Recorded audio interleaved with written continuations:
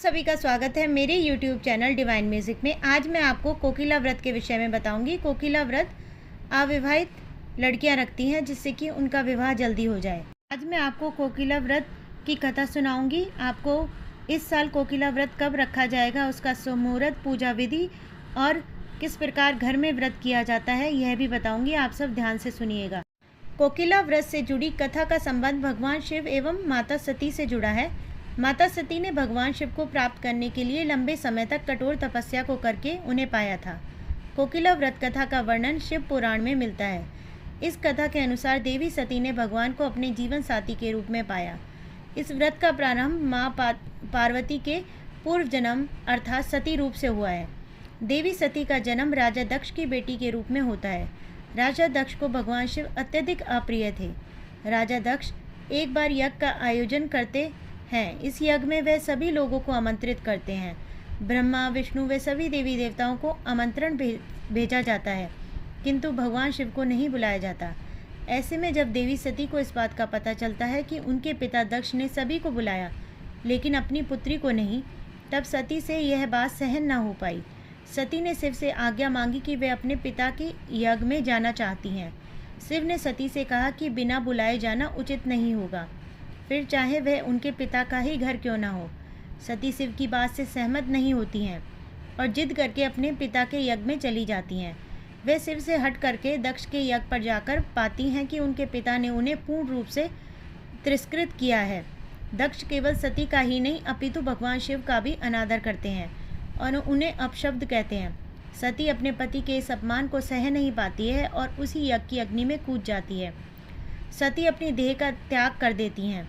भगवान शिव को जब सती के बारे में पता चलता है तो वे यज्ञ को नष्ट कर दक्ष के अहंकार का नाश करते हैं।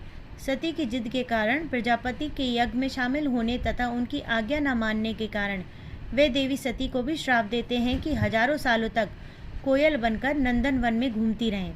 इस कारण से इस व्रत को कोकिला व्रत का नाम दिया गया है, क्योंकि देवी सती ने कोयल बनकर हजारों वर्ष तक यहाँ तप किया, फिर पार्वती के रूप में उत्पन्न हुई और ऋषियों की आज्ञा अनुसार आषाढ़ के एक माह से दूसरे माह व्रत रखकर शिवजी का पूजन किया, जिससे प्रसन्न होकर शिवजी ने पार्वती के साथ विवाह कर लिया। अतः वह व्रत कुंवारी कन्याओं के लिए श्रेष्ठ पति प्राप्त करने वाला माना जाता है। कोकिला व्रत आषाढ़ माह की पूर्णिमा को रखा जाता है। सुखी शादीशुदा जिंदगी और मनचाहा वर पाने की कामना से कोकिला व्रत किया जाता है। इसके प्रताप से जीवन में खुशियों की बहार आती है। यह व्रत भगवान शिव और माता सती को समर्पित है। शादी में आ रही किसी भी प्रकार की दिक्कत को इस व्रत का पालन करने से विवाह सुख प्राप्त होता है। जुलाई 2024 में कोकिला व्रत कब है, इसकी सही तारीख, पूजा का मुहूर्त और धार्मिक महत्व बताऊंगी। अब मैं आपको ध्यान से सुनिएगा। कोकिला व्रत 20 जुलाई 2024 को किया जाएगा। सच्चे मन से अगर कोई भी व्रत या पूजा की जाए तो कुंडली में मौजूद दोषों से छुटकारा पाया जा सकता है, उनके प्रभावों को काफ़ी कम किया जा सकता है। अब मैं आपको कोकिला व्रत का शुभ मुहूर्त बताऊंगी। आप सब ध्यान से सुनिएगा। आषाढ़ माह की पूर्णिमा तिथि 20 जुलाई 2024 को शाम 5:59 पर शुरू होगी और अगले दिन 21 जुलाई 2024 को दोपहर 3:56 पर समाप्त होगी। पूजा मुहूर्त रात 7:19 से रात 9:22 तक। अवधि 2 घंटे 4 मिनट। कोकिला व्रत का महत्व बताऊंगी। अब मैं आपको ध्यान से सुनिएगा। इस व्रत के बारे में ऐसी मान्यता है कि जो कोई इंसान इस व्रत को रखता है उसकी सभी इच्छाएं अवश्य पूर्ण होती हैं। वहीं विवाहिता इस व्रत को अपने पति की दीर्घायु की कामना से करती हैं। माना गया है कि कुंवारी कन्याएं अगर इस व्रत को रखती हैं तो उन्हें सुयोग्य और मनचाहा पति मिलता है। मैं आपको बताऊंगी घर पर कोकिला व्रत कैसे रखें।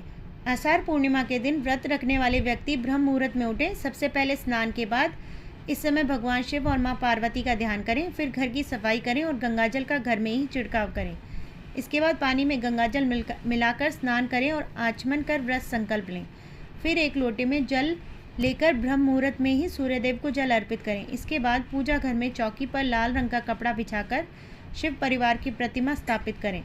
अब पंचोपचार करने के बाद भगवान शिव संग माँ पार्वती की पूजा करें। इसके बाद भगवान शिव को बेलपत्र, भांग, धतूरा, सफ़ेद फल, फूल आदि अर्पित करें। पूजा के दौरान शिव चालीसा का पाठ करें और शिव मंत्रों का जाप करें।